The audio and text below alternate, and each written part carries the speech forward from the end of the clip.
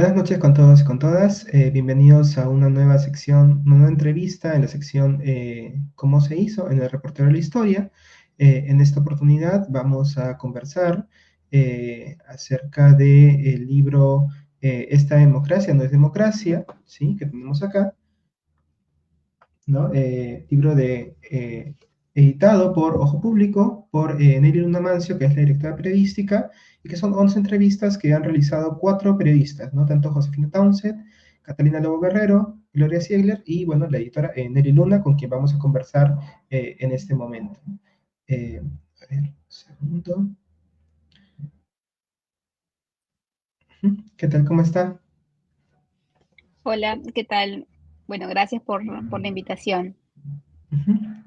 ¿Qué tal? ¿Cómo está? Bueno, entonces vamos a conversar un poco con Nelly Luna acerca de este libro, ¿sí? Es un libro muy interesante, reúne, como digo, 11 entrevistas realizadas a personalidades como Janina Welf, Yasnaya Aguilar, James Robinson, Premio Nobel de Economía, Juan Pablo Luna, Luis Moreno Campos, Martín Barón, Alberto Vergara, Dora María Telles, Tarsila Rivera Sea, Lurjo Gavilán y Josefina Miro Quesada sobre una serie de temas de los cuales ya hemos podido hacer una reseña en nuestra página web, la cual pueden encontrar en el reporte de la historia, ¿sí? En nuestros posts de Facebook y también en nuestra página web, ¿no? Bueno, vamos a presentar a la señorita Luna. Ella es directora periodística de Ojo Público, medio digital de investigación de mayor audiencia en Perú y uno de los principales referentes en América Latina, ¿no? Se ha especializado en investigación de crímenes ambientales y derechos humanos. Es coautora de Vacuna Gate, Historia secreta de una vacunación irregular en el Perú, y coeditora de Poderes Fácticos, Historias urgentes en tiempos de crisis. Ha liderado proyectos multinacionales y obtenido 2 veces el Premio Global de Periodismo de Datos en 2015 y 2020, así como el Premio de Excelencia Periodística otorgada por la Sociedad Interamericana de Prensa y la mención de honor en la Asociación de Estudios Latinoamericanos, en LASA, Estados Unidos, por su papel en la cobertura de temas con profundidad para entender Latinoamérica. Entonces, me gustaría comenzar, señor Luna, conversando acerca de el origen del libro.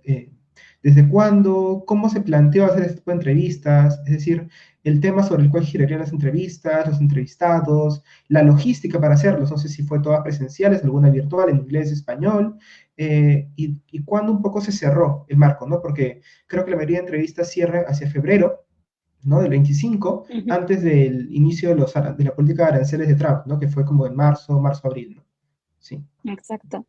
Sí, bueno, la historia del libro responde a muchas de las inquietudes que teníamos en el equipo periodístico de Ojo Público, que está integrado por periodistas regionales, periodistas de Lima y periodistas de varias partes de América Latina.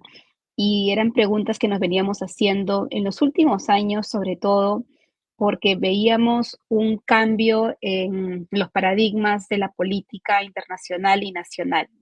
Hemos visto en los últimos años el ascenso de grupos extremistas en varios congresos, en varios parlamentos, pero también de grupos extremistas en Europa. Y veíamos al mismo tiempo los elevados niveles de desconfianza que las personas tienen en América Latina hacia las instituciones. Y parte de este deterioro de confianza, pero también de falta de esperanza hacia lo que la promesa democrática había ofrecido en los últimos años, ha generado precisamente que las personas en algunos países como El Salvador o en otros donde hay un ascenso más dictatorial o autocrático, terminen cediendo derechos políticos en nombre de la seguridad. Ese escenario es el que finalmente nos motivó a buscar en este libro voces que nosotros consideremos que son relevantes y fundamentales para entender qué había detrás de este deterioro, de esta promesa rota por parte de un sistema político que debió buscar siempre, o es el sueño, ¿no?, democrático de promesa de igualdad y justicia. Y precisamente lo que se busca es, al momento de seleccionar a algunos de estos invitados, es que tengamos una mirada muy amplia, no solamente interdisciplinar, sino también de diferentes perspectivas culturales que nos aproximen a estos grandes temas que están detrás de la crisis política, que no es solamente peruana, es más regional, es incluso a veces global. Sí, justamente pensando un poco en esta noción de democracia que están un poco examinando a través de las distintas entrevistas, bueno, una de las cosas que se dice en el prólogo, pero también de otros entrevistados, es que la democracia liberal como sistema político que, digamos, se está examinando, eh, digamos que siempre ha estado en crisis porque, digamos, es una propuesta reciente, ¿no? O sea, la democracia tal como la pensamos, digamos, recién en el siglo XX y con más fuerza desde después de la Segunda Guerra Mundial, comienza un poco a exportarse, a universalizarse el modelo de democracia eh, con estas olas, ¿no? Democráticas. Eh, entonces, un poco, ¿por qué reflexionar si esta democracia que conocemos hoy en día es o no Ujú, democracia, frente a otros modelos que han habido o que se están planteando también en el libro? ujú.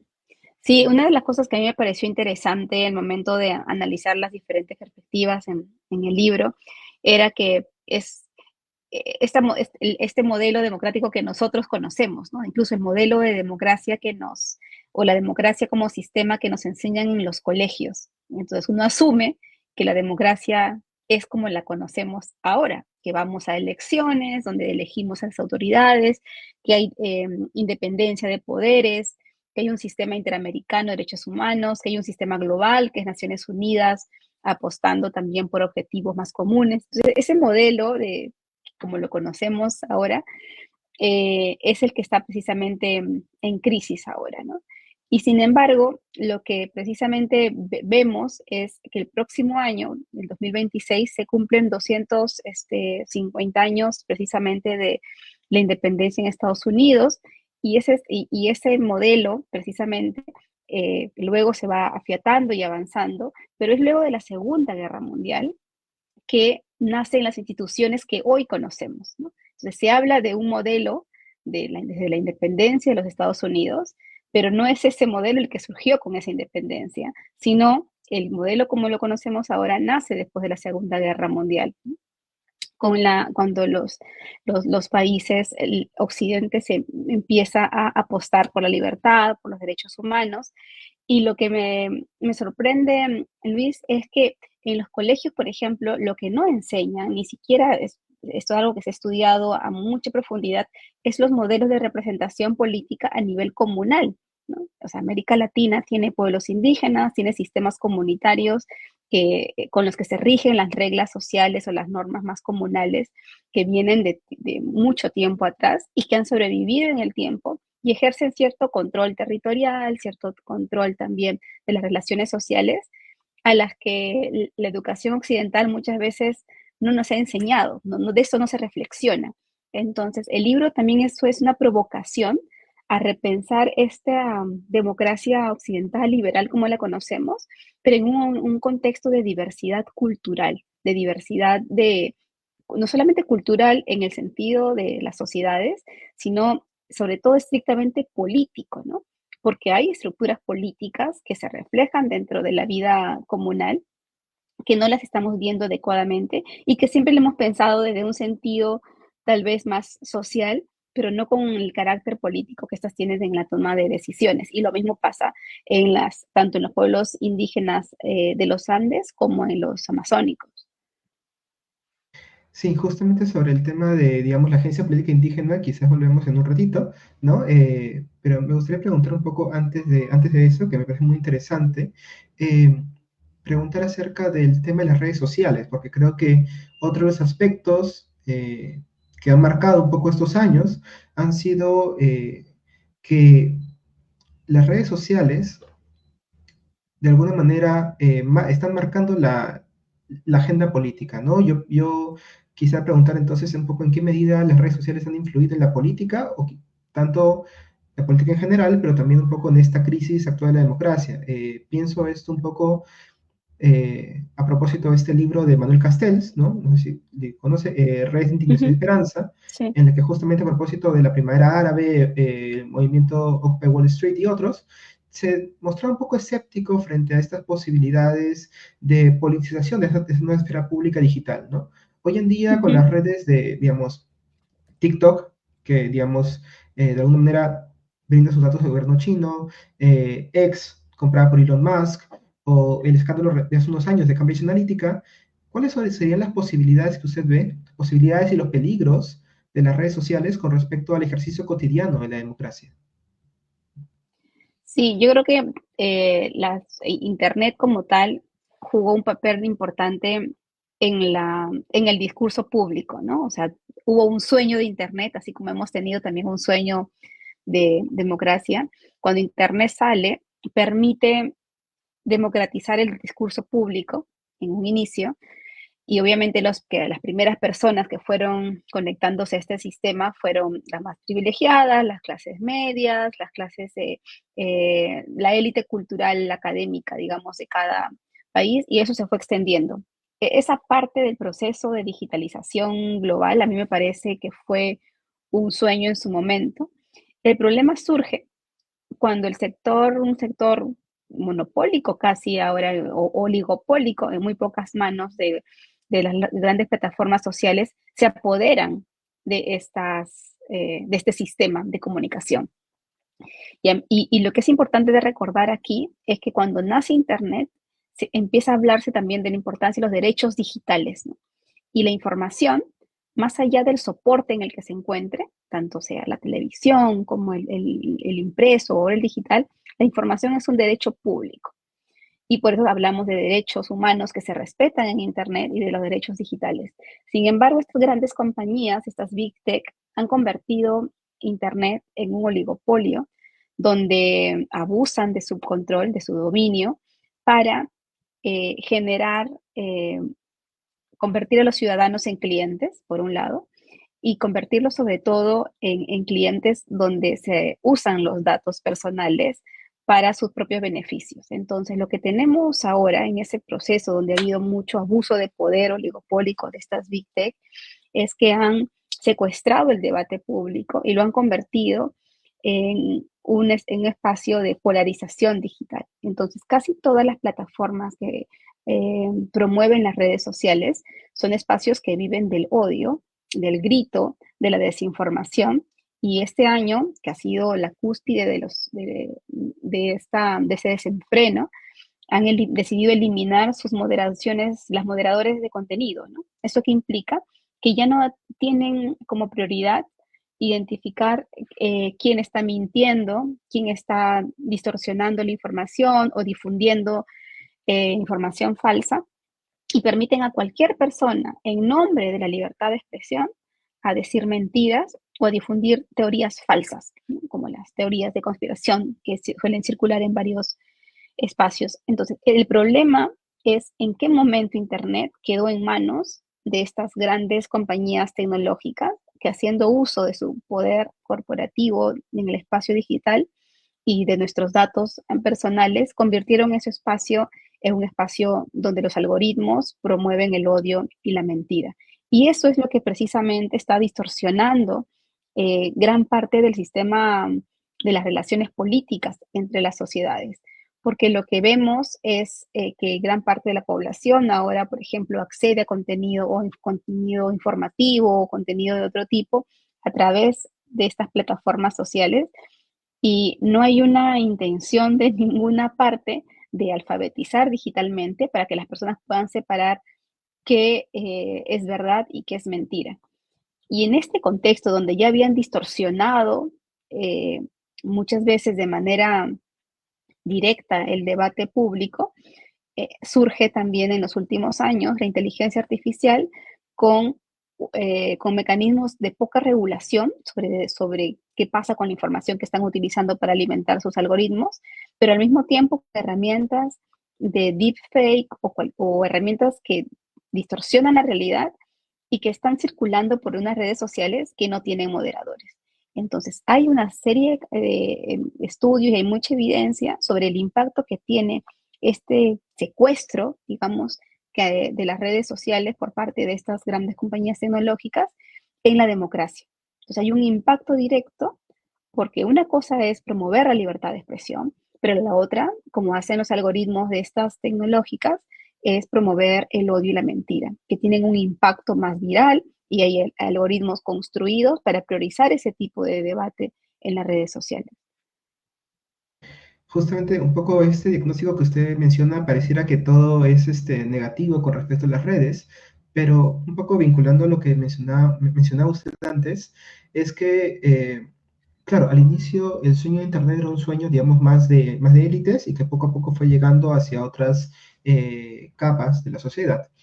Y yo recuerdo, por ejemplo, en 2021, que se hicieron reportajes, en el caso peruano, de cómo, digamos, en medio de la pandemia, TikTok fue utilizada por jóvenes y por lo general jóvenes, y había jóvenes, digamos, de sectores rurales que tenían acceso tanto a celulares con internet, tenían acceso a la plataforma de TikTok y muchos hicieron campaña por Pedro Castillo, ¿no? Entonces, ¿qué nos dice un poco ese caso acerca de el imaginario que suele haber acerca de la sierra como un lugar atrasado, pobre, desconectado de la realidad, ¿no? Y su capacidad para, digamos, movilizar o politizar sujetos que uno, digamos, que lamentablemente hemos visto en episodios recientes, que son Ujú. tratados como ciudadanos de segunda categoría, ¿no? Sí, o sea, a mí me parece que el poder de Internet cambió también el paradigma de cómo ejercemos la democracia, ¿no? O sea, porque antes de Internet era una democracia también donde existía un grupo de medios, por ejemplo, tradicionales, que generaban contenido noticioso y muchas veces este contenido informativo no estaba a la altura de lo que el ciudadano necesita, ¿no? O eran espacios muy sesgados de información. Entonces, Internet rompió el monopolio de la información que estaba en grupos económicos en todo el mundo y permitió que existieran, por ejemplo, medios como Ojo Público, ¿no? Yo siempre cuento la historia de que no hubiera sido posible que nosotros con otros colegas periodistas lancemos Ojo Público u otros medios digitales si no hubiera existido Internet, porque el papel siempre ha sido carísimo, va a ser más caro y es insostenible como modelo informativo en este momento por lo costoso que es. Entonces, Internet permitió que llegue un ecosistema digital más democrático en algún tiempo. Pero nuevamente el Internet de los 2000 no es el mismo de Internet del 2014, que es el año en que fundamos Ojo Público, y no es el mismo del 2024. En la última década ha habido una aceleración de la concentración y del poder oligopólico de estas grandes compañías y una amplia desregulación en gran parte del mundo. O sea, América Latina, en América Latina el único país que ha intentado de alguna manera regular la desinformación y la mentira en estas plataformas ha sido Brasil, pero los demás países nos hemos quedado lejos de esa conversación, de esa discusión. En Europa, la Unión Europea sí ha logrado también poner contra las cuerdas a Google, la Meta y a estas corporaciones exigiéndoles transparencia en sus contenidos respecto a la inteligencia artificial o al uso de datos personales por parte de los usuarios, pero en América Latina estamos como que muy lejos. Ahora, yo sí creo, como te digo al inicio, que el aspecto positivo de esto es que democratiza el debate. El problema es que aquello que puede generar como un espacio de libertad, como fue, por ejemplo, la cobertura de la marcha del 14 de noviembre del 2020 en plena pandemia, donde el sector mayoritario que marchó fueron jóvenes que se articularon por TikTok. Esa experiencia este, que es positiva, tiene también otra cara, ¿no? O sea, ¿qué tanto impacto está haciendo que TikTok se genere, que no tiene moderación, que está promoviendo que los videos generados por inteligencia artificial tengan más vistas? Tiene que ver con cómo estas empresas desarrollan sus tecnologías. Y ese cómo lo hacen no es transparente. Entonces, las personas siguen consumiendo información y en el caso de TikTok no es solamente que hay información con una cero moderación, sino que además está asociado, por ejemplo, al bullying, ¿no? En otros países, estos espacios, tanto Meta, las aplicaciones, las redes sociales de Meta como TikTok, son utilizados para bullear a chicas, a chicos, y los controles cada vez son menores por parte de estas plataformas, ¿no? Y lo que pasa además en el caso de TikTok es que sí, cada vez hay más estudios que muestran la capacidad de adicción que está desarrollando en muchos jóvenes, o sea, jóvenes que pueden estar haciendo esto con el celular horas, minutos del día y el impacto en la capacidad de atención de las personas también se está reduciendo. Entonces, yo creo que las tecnologías no son neutrales, ¿no? Eso me parece que es importante también entenderlo. Muchos dicen, no, esa tecnología es libre y ya verán cómo las personas lo usan, que cada uno es libre de decidir cómo usarlo. Eso no es tan cierto, porque esas tecnologías están diseñadas para generar una adicción. Entonces, sí logran hacer un cambio en nuestra manera de consumir información, porque toda la evidencia nos dice que te hacen generar reacciones químicas que te dan placer, ¿no? Un placer de estar haciendo esto y personas que pueden estar todo el día.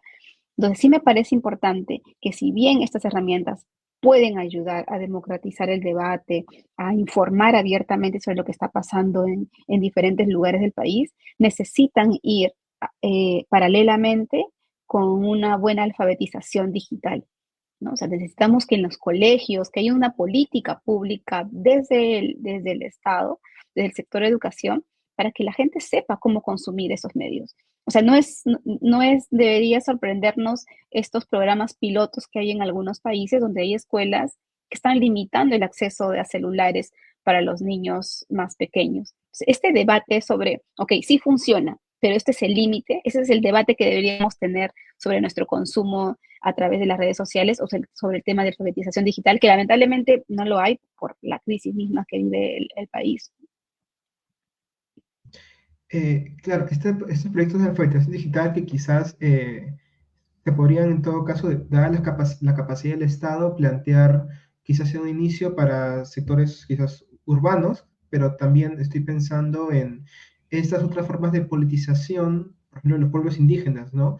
Pienso un poco esto a partir de las entrevistas a Yasna Aguilar o a Tarsila Rivera, que un poco, digamos, también mencionaban, a propósito de una pregunta anterior que hicimos, eh, diferentes estrategias de movilización política, ¿no? Ya sea quizás algunos dentro del sistema participando en partidos políticos, formando partidos políticos indígenas, o quizás como maneras alternativas de. No sé si quisiera como que ahondar un poco en eso. Ujú. Sí, a mí me parece importante que creo que no ha habido otro momento de la historia reciente donde el mundo esté resumido, si podemos decirlo así, en un celular, ¿no? Y la capacidad de conexión y de entender estos otros mundos que, que el ecosistema digital les da a diferentes tipos de poblaciones. Entonces, pienso, por ejemplo, en lo difícil que es para un sector de la Amazonía sudamericana o peruana salir de una comunidad y llegar a Lima, ¿no? Hay cientos, miles de personas que no conocen la capital o no conocen una ciudad y que viven en una comunidad, pero que sin embargo consumen información en estas plataformas o que pueden conectarse en estas plataformas. De hecho, Perú es uno de los países donde el consumo de Facebook es más alto y nosotros, por ejemplo, en nuestro trabajo periodístico, vemos que las comunidades indígenas, las federaciones indígenas y las organizaciones de base utilizan muy bien Facebook para conectar con otras organizaciones, para comunicarse entre ellos. Entonces, y al mismo tiempo ellos pueden acceder a información de otros lados y eso permitió, por ejemplo, en la pandemia, que muchas organizaciones juveniles, incluso sindicatos o colectivos que hacían más política, entraran en contacto con redes de Chile, con redes de Colombia, con redes de Argentina.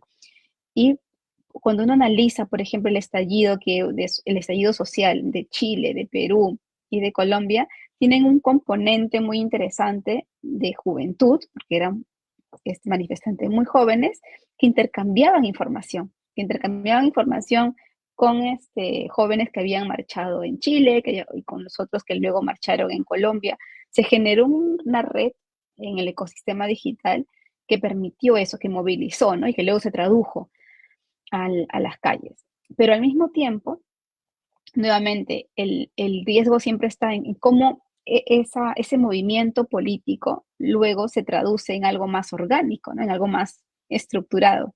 Lo curioso de estos movimientos sociales que fueron muy espontáneos es que no hubo un liderazgo de un partido político o de un gran frente nacional o de una organización que catalizara o que reuniera estas insatisfacciones, y es como una bonita anarquía del hartazgo, digamos, porque estaban hartos, pero estaban hartos de muchas cosas, incluso del sistema democrático mismo. La pregunta es, o sea, ¿cómo esto se transforma en algo que nos lleve a construir un modelo político que nuevamente pueda garantizarnos el sueño de seguir luchando por algo, ¿no? Eh, Creo que no sé si fue Paolo Sosa o Marco Coronel hace unos meses en una entrevista, nos decían que la gente marcha porque tiene esperanza de que algo cambie, ¿no? O sea, uno sale a marchar porque quiere que un presidente se vaya, o marcha porque quieres que más derechos, porque tienes el sueño de que algo va a cambiar. Pero cuando no tienes esperanza, también se pierde tu capacidad de querer marchar, porque sabes que las cosas no van a cambiar, lo que es tristísimo, ¿no? Para una sociedad.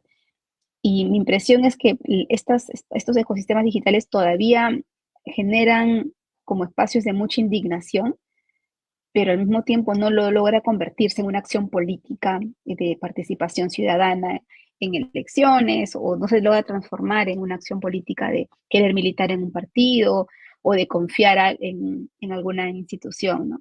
En las comunidades indígenas, lo que a mí me parece interesante es que tienen otras estructuras, esto que hablábamos, ¿no? Que son diferentes a los modelos de representación política a los que estamos acostumbrados. Obviamente votan también como cualquier ciudadano peruano, pero hay otras estructuras que funcionan tal vez mejor dentro de una comunidad, los ronderos, por ejemplo, ¿no? Si tú visitas Cajamarca o Ayacucho, se sienten muy orgullosos de la seguridad que las rondas están dando a localidades, y todos se asombran de los altos niveles de inseguridad que tiene Lima con las extorsiones. Entonces, y las rondas funcionan porque hay un sistema comunal donde se van turnando. Y hay otros sistemas, incluso de ayuda también mutua, que están asociados a la propiedad colectiva del territorio en las comunidades campesinas y amazónicas. Y esas estructuras obviamente no están dentro del concepto de democracia formal como la entendemos nosotros. Y hay una cosa que incluso Yasnaya Aguilar dice en las entrevistas, es cuando le preguntamos si ella está interesada pues, en postular algún cargo político, eh, si alguien le ha invitado. Y ella dice que sí, pero que ella no cree que se pueda hacer algo desde la representación de un congreso, sino desde que siente que es más útil y que ayuda más a su comunidad desde la dirigencia de base. Entonces, ella tiene un cargo en su comunidad, en Oaxaca, en México, y piensa que ahí va a poder hacer algo. Y lo mismo mencionan también otros líderes locales, ¿no? Entonces creo que por eso también en este libro decíamos, ¿por qué no empezamos, si la crisis de la democracia como sistema político es tan evidente, ¿por qué no empezamos a analizar estas otras formas que tienen todavía mucha confianza de la gente? Y tal vez la alternativa venga también por esta gestión más hiperlocal, más comunal, ¿no? Una gestión que, digamos, no dependa o no se esperance solamente en los actores estatales, ¿no? En la idea del Estado o el Estado-nación, ¿no? Justamente un poco a partir de este concepto de Estado-nación que también es cuestionado, tanto en la entrevista de Yasnaya, pero también en otras, ¿no? Alberto Vergara, por ejemplo, o Luis Ocampo, eh, digamos, vemos que hay problemas, como también decía Juan Pablo Luna, que son problemas, digamos, no solamente nacionales, sino también problemas globales, ¿no? Transnacionales. Y estos problemas, pensando políticas racistas o xenofóbicas, el cambio climático o el crimen organizado, eh, pareciera que desbordan los marcos del Estado-Nación o lo que puede hacer el Estado-Nación, y quizás frente a la alternativa que dice Luis Moreno Campos acerca, por ejemplo, de la Corte Penal Internacional, pienso yo, ¿qué tan útiles realmente son hoy en día? O sea, así, pensando ahora en julio de 2025, ¿qué tan útiles son la OTAN, la ONU, la Corte Internacional de Justicia para un poco hacer frente a, a estas problemáticas y disputas globales? O sea, ¿realmente son efectivas o es básicamente una esperanza, ¿no? Y si se puede hacer algo, eh, ¿cómo se podría hacer? ¿Qué se podría hacer? Sí, es difícil. Una cosa que me parece interesante en la entrevista de Luis Moreno Campos cuando dice que las estructuras, las instituciones que tenemos en la democracia actual se crearon después de la Segunda Guerra Mundial, ¿no? Entonces, se crearon para una realidad, para un mundo que ya no existe. Entonces, tú estás tratando de encontrar respuestas a la crisis de un mundo con las herramientas de hace 80 años, cuando ese mundo ya desapareció. O sea, la globalización, Internet, todo este sistema más global que existe de relaciones comerciales, políticas, criminales, ha tomado, así como funciona el flujo internacional global, intentas combatir el crimen o los abusos con instituciones de hace 8 décadas. Y eso es interesante porque esas instituciones respondieron a un momento donde la Guerra Fría parecía tener a todo el mundo en vilo y eran básicamente para garantizar que los ganadores no se pelearan, ¿no? Porque luego, y otra de las críticas que dice que es también interesante de Luis Moreno Campo, es que la ONU también nunca logró soltar el control porque su Consejo de Seguridad, donde estaban los países más poderosos militarmente del mundo, los que ganaron la guerra, siempre empezaban a petardear cosas que venían de los demás países. Entonces, bastaba el veto de uno, como ahora, para que no se ejecuten algunas cosas de las diferentes que estaban ocurriendo en diversas partes del país, ¿no? del mundo. Entonces, él critica también de manera muy decidida al sistema como fue concebido. Dice que fue una respuesta, que estuvo bueno, pero que luego no logró cumplir con la promesa de que se convirtiera en un ente más rector, ¿no? Que garantice este sueño de promesas más justas. Entonces, lo que tenemos ahora es, claro, herramientas e instituciones que no logran enfrentar estas crisis globales, pero al mismo tiempo tienes una ola de nacionalismos, ¿no? Entonces tienes, en lugar de antes, que tenías a un Estados Unidos que quería relacionarse comercialmente con todo el mundo y tener que hacer su poder blando a través de la cooperación, en este momento actual, tienes a un Estados Unidos que se refugia en sí mismo, que dice que no necesita del mundo, que desprecia América Latina, que desprecia la migración y que decide poner barreras arancelarias a todos para proteger su industria. Y lo mismo tienes en algunos sectores de la Unión Europea, donde ves cada vez a líderes políticos que también intentan boicotear la Unión Europea, eliminarla como estructura para que vuelvan a ser los países aislados como antes.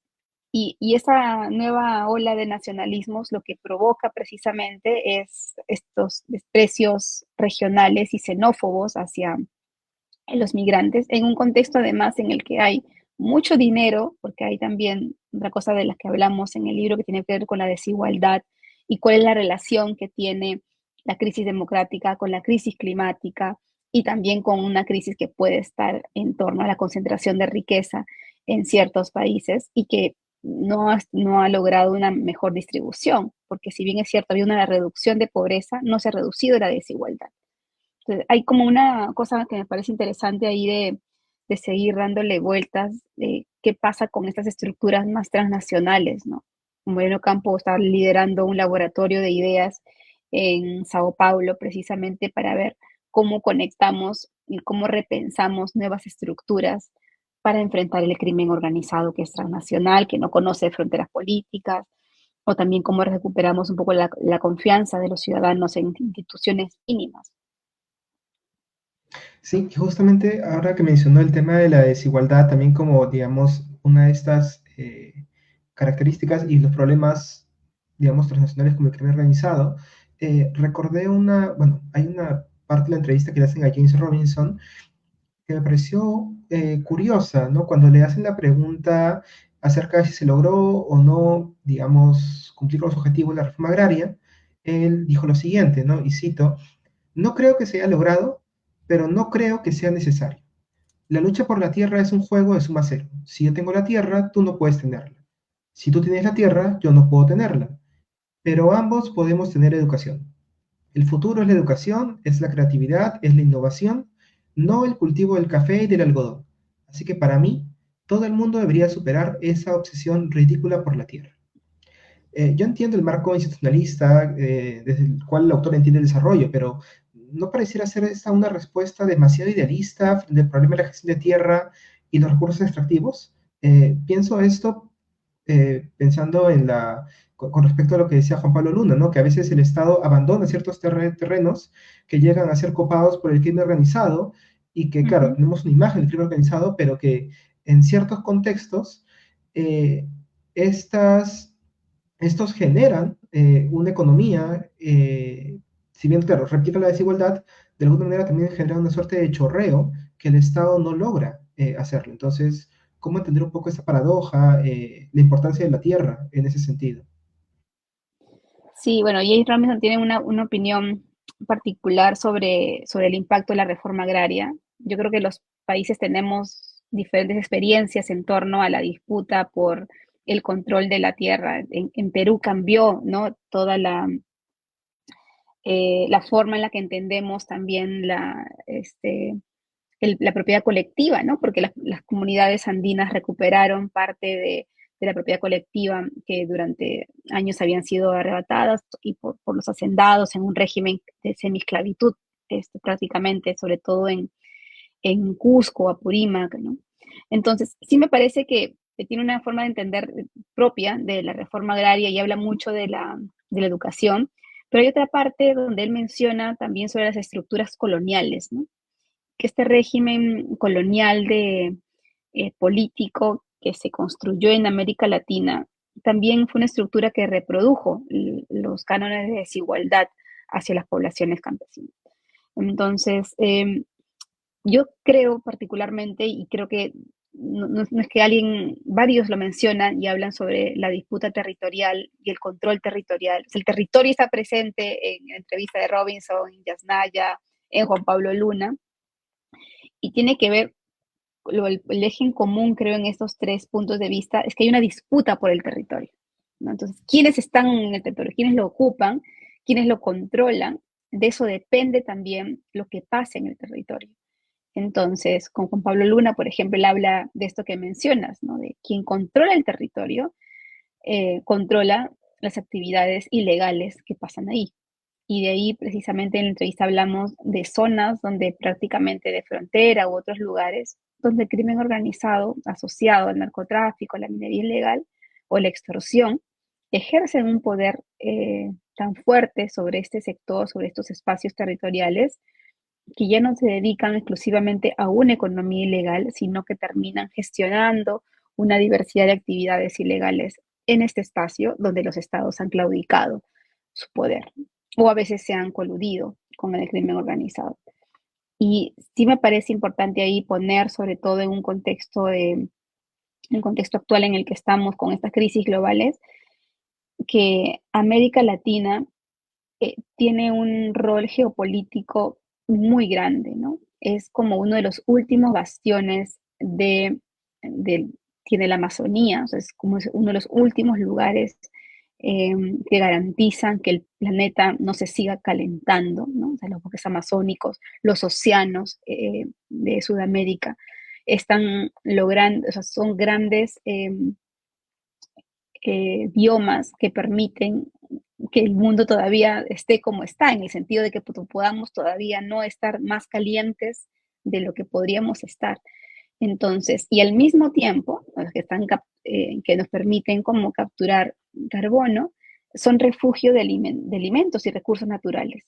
Entonces, el papel geopolítico de Latinoamérica en este momento, por el que hay una disputa, ya no hablamos solo del crimen organizado, que también le interesa obviamente controlar territorios, sino también los recursos naturales están saliendo de América Latina. La disputa por el litio, para garantizar la transición energética de Europa y Estados Unidos. Bueno, Estados Unidos ya parece que la abandonó con Trump de Europa. El cobre que se va a China, la cantidad de especies marinas que exportamos a China. O sea, hemos construido un puerto de Shanghái para venderle directamente al mercado asiático. Entonces, América Latina tiene estos dos ecosistemas, tiene como los mares del sur que están en este momento también muy explotados para generar recursos y alimentar sobre todo al Asia. y la Amazonía, ¿no? Entonces, la disputa por qué hacemos con los recursos naturales, con el territorio, creo que se superpone también a esta otra crisis de democracia y de confianza de la gente hacia las instituciones, porque más del 60% de los conflictos sociales en el Perú tienen que ver con el territorio, son conflictos socioambientales, donde el territorio está en el centro del debate. Entonces, me parece que el no entender que también la confianza, la pérdida de confianza de la gente hacia al Estado tiene que ver con que el Estado también se alejó de su capacidad de fiscalización, de control, de regulación del territorio. Mm. Siempre es que ese es un punto importante, ¿no? No pensar quizás solamente este marco institucionalista, ¿no? Pensando en las capacidades, en la educación, sino también quizás centrarnos un poco en, ok, pero ¿qué hacemos con los recursos, ¿no? Creo que es una reflexión muy importante.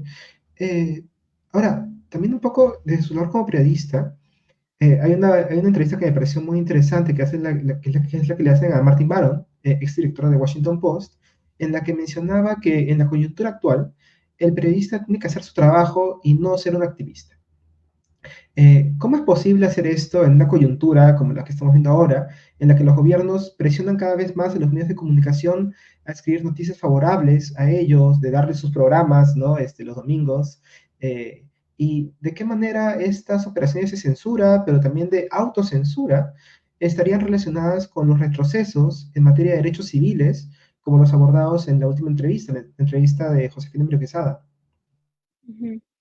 Sí, a mí me da o sea, me dan pena algunas situaciones también las que está atravesando el periodismo que podrían explicar parte de estas malas prácticas que mencionas, ¿no? Cuando ceden espacios o le ponen el micrófono para que el político diga lo que quiera.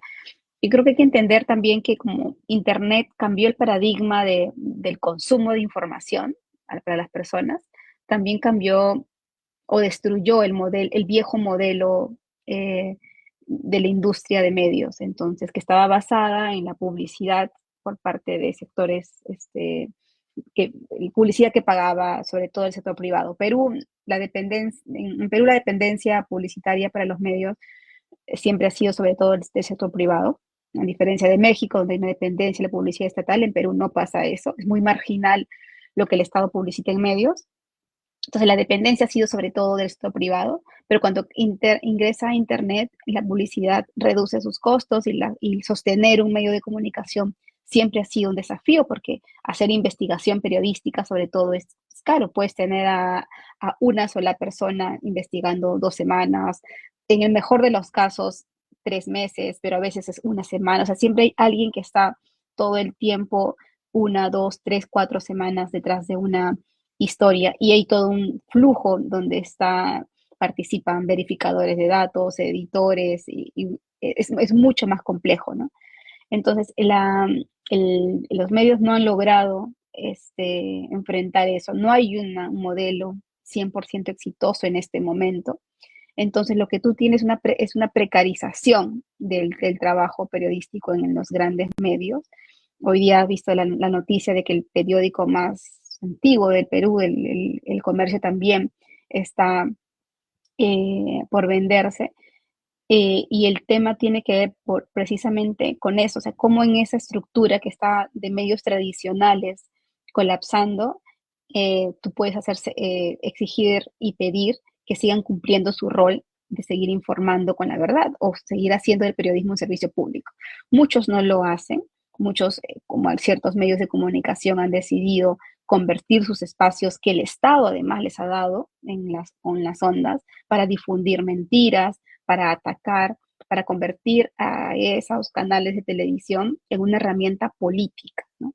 Entonces, en la entrevista con Barón, se habla precisamente de la importancia de que los medios y los periodistas asumamos que nosotros no somos un partido de oposición. O sea, un medio no existe, la razón de ser de un medio, la razón de ser de un periodista no es atacar a un político. El medio, como el periodista, ejerce un contrapoder, y ese poder puede ser político, pero puede ser también económico, puede ser un poder fáctico como una economía ilegal. Entonces, si tú utilizas los recursos de un medio para convertirte en un partido de oposición o un actor político, te conviertes en un sicario prácticamente de la información o un destructor, ¿no? Del derecho de las personas a estar adecuadamente informados. Y eso es lo que está ocurriendo. Ahora, el ecosistema de medios en Perú es muy diverso. Hay muy buenos periodistas haciendo buen periodismo en diferentes medios tradicionales y también en digitales. Y por eso yo vuelvo nuevamente a la importancia de comprarnos el pleito de la educación. O sea, las personas tienen derecho a tener herramientas para poder discernir cuando alguien te está mintiendo, cuando alguien está difundiendo datos inexactos, datos falsos, o haciendo pasar imágenes photoshopeadas como si fueran ciertas. O sea, darle al ciudadano el poder de saber quién está haciendo mal uso de su poder, me parece que es fundamental en estos tiempos. Y ahí sí creo que los periodistas de nuestro rol, como dice Martín Barón en la entrevista, va a seguir siendo el mismo de hace años, de hace siglos, seguir informando con la verdad.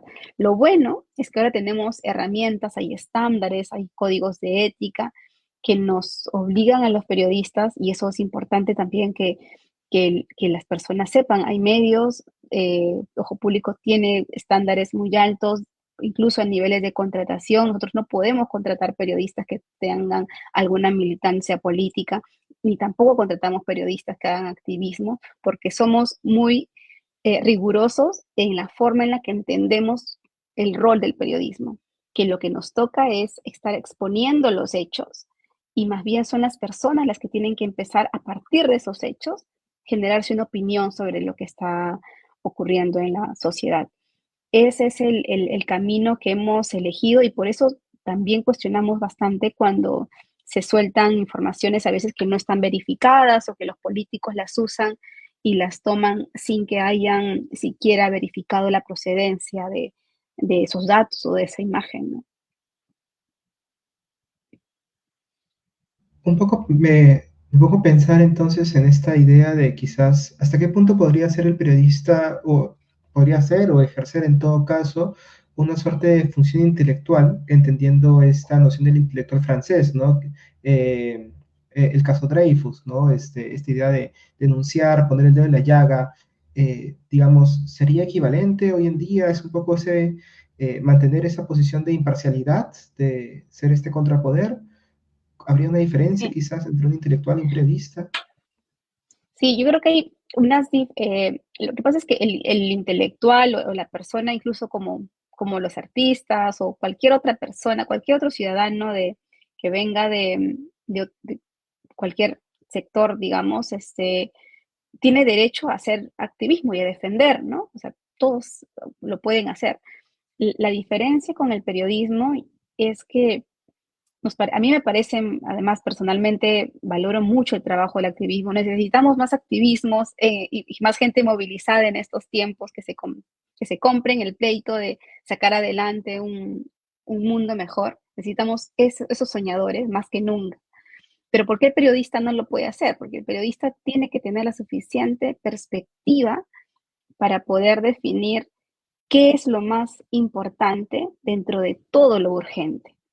O sea, todos los días pasan un montón de cosas lamentables en el país, en el mundo, y no tenemos manos. O sea, somos mucho menos periodistas que ciudadanos. Entonces, hay cosas que necesitamos que los activismos sigan contando, sigan denunciando, y para eso necesitamos que tengan herramientas para diferenciar la verdad de la mentira, como cualquier ciudadano. Pero hay cosas que los periodistas nos toca entender más en perspectiva, más a profundidad, saber qué es lo que cuál es el origen de estos grandes problemas, o empezar a contar historias que otros no están contando también. Una de las cosas que, por ejemplo, a nosotros nos dicen mucho cuando vamos a regiones, en talleres o espacios de conversación que generamos, es que la agenda de las noticias en Lima está limeñizada, ¿no? O sea, la agenda de Lima es política, DINA, Congreso, y cuando en las regiones pasan cosas y nadie está mirando lo que pasa con el territorio. Y esta limeñización de la agenda noticiosa es un gran riesgo, porque ya hemos visto lo que ocurre a veces con los resultados, con las marchas, con las protestas que se van generando, y hay rabia acumulada, y es una rabia completamente, a veces justificada, porque durante mucho tiempo los medios también no hemos estado cubriendo adecuadamente lo que ocurre en las regiones. Entonces sí me parece importante el rol como periodista, tener ese distanciamiento. Es la única forma. A veces es muy difícil. O sea, si en 2 meses las represiones generaron la muerte de 49 personas, es imposible que alguien no se quiebre ante esa brutalidad. Pero necesitamos tener la distancia para investigar qué hubo detrás, qué policías estuvieron destacados, qué tipo de armas usaron, por qué usaron armas de guerra, por qué la gran mayoría de los muertos tenían los disparos de bala por la espalda, porque estaban corriendo, no estaban enfrentándolos. ¿Por qué la gran cantidad de muertos se dan fuera de los escenarios de conflictos? Ese tipo de preguntas solo se pueden responder haciendo una cierta distancia que el activismo no puede, porque el activismo tienes que actuar, el activismo es reactivo y está bien, hay que hacer eso. Necesitamos, como digo, muchos movimientos ciudadanos haciendo activismo por diferentes causas ahora, pero no es nuestro rol, no lo entendemos así. Ujú. Muy interesante esa reflexión, ¿no? Y traer a colación estos episodios de hace unos años que eh, dejándonos sin palabras, ¿no? Eh, Como una última pregunta y quizás un balance para ir cerrando la entrevista, en varias de las preguntas que se hicieron a los entrevistados, se solía plantear una reflexión, ¿no? Pareciera que existe un temor desde los actores políticos y un sector de la academia de aceptar que estamos atravesando una severa crisis de la democracia y que es necesario debatirla y replantear el sistema. Luego de estas 11 entrevistas que están en este libro, eh, ¿cuál sería el balance al cual llega usted? ¿Se confirma ese parecer? ¿Bajo qué términos se podría pensar o se podría replantear esta democracia? Sí, yo creo que una de las cosas que también aporta un poco el libro es am, tratar de entender que las crisis no podemos leerlas o analizarlas mirándonos el ombligo, ¿no? Perú a veces le cuesta mucho entender el fenómeno más global, y de hecho hay un dato que está, creo, en la introducción, donde se menciona es un índice que mide democracia, que es el índice de transformación de la Fundación Bertelsmann. Este índice dice que en los últimos 20 años, que es el tiempo que miden el estado de la democracia, en 63 países de 137 que analizaron, había un deterioro, pero no solamente una crisis democrática, sino que esos 63 países de los 137 que analizaron estaban empezando a clasificarse como autocracias. Entonces, sí hay una tendencia global hacia el autoritarismo, y esto no pasa solamente, obviamente, por América Latina, sino que como decimos, es más global. Y dentro de esa tendencia hacia el autoritarismo está también un avance de la extrema derecha, ¿no? Entonces, ¿qué es lo que busca en un discurso como el de la extrema derecha? Primero niega, por ejemplo, los objetivos de desarrollo sostenible de la ONU. Entonces, es oponerse a la igualdad, oponerse al derecho a la educación, a la justicia climática. Entonces una, hay un cambio muy violento en las perspectivas que estos grupos están teniendo en todo el mundo. Y la reflexión busca precisamente de este libro, es decir, entendamos que esta crisis en Perú tal vez no tengamos solo que resolverla como peruanos, sino en un diálogo más abierto con los países vecinos, porque te decía a su inicio, América Latina está en este momento, es un actor fundamental geopolíticamente para todo lo que ocurre, por recursos, por mares, por Amazonía, por territorio. Entonces, ¿qué estamos haciendo para entender ese papel geopolítico que este momento de la historia nos está dando?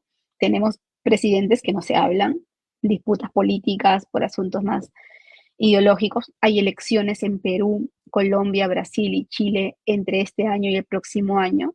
Entonces las tendencias nos dicen que va a haber un giro político en gran parte de estos países. Entonces, ¿qué estamos haciendo para enfrentar ese nuevo contexto? ¿Qué va a pasar con el tejido social, con la movilización ciudadana, con los diferentes movimientos políticos más que promueven derechos? Esas son las preguntas que tendríamos que empezar a hacerlo e incluso ver cuál va a ser este rol en este contexto que tiene lamentablemente actores más globales. A mí lo que me parece muy interesante y me da como una atisbo de esperanza es estas lógicas más hiperlocales, ¿no? Esto que menciona Jasna ya con mucha seguridad, ¿no? De qué estamos haciendo por nuestra localidad. Ella dice, yo me quedo en mi comunidad porque acá soy más útil. Entonces, ¿cuántos de los que estamos conversando, los que hacemos periodismo o de los muchos ciudadanos que hacen activismo, cuántos participan en sus juntas vecinales? ¿Cuántos participan en delegados del barrio o delegados de los colegios? ¿O cuántos de los papás que tienen hijos participan activamente en las AFAFas? Entonces, una de las redes que mejor funcionó en pandemia fue la red de ollas comunes. Fue ese sistema de autogestión que permitió que muchas familias pudieran comer ante un colapso de la seguridad alimentaria en el país generada por la pandemia. Luego se han visto atacadas y también eh, por la gestión de la Municipalidad de Lima, pero nuevamente son estructuras que nacen desde un tejido social más hiperlocal, más sectorial, o más comunal. Creo que por ahí podríamos también empezar a hacer preguntas de qué está funcionando y hacer trabajo más pequeño, ¿no? Con estas agendas locales, hiperlocales que mencionaba, que a veces a veces toma atención o los mismos medios no cubren o los mismos políticos no escuchan porque están pensando en los grandes bolsones electorales que a veces silencian estas demandas que son más colectivas, pequeñas, más vecinales o más hiperlocales.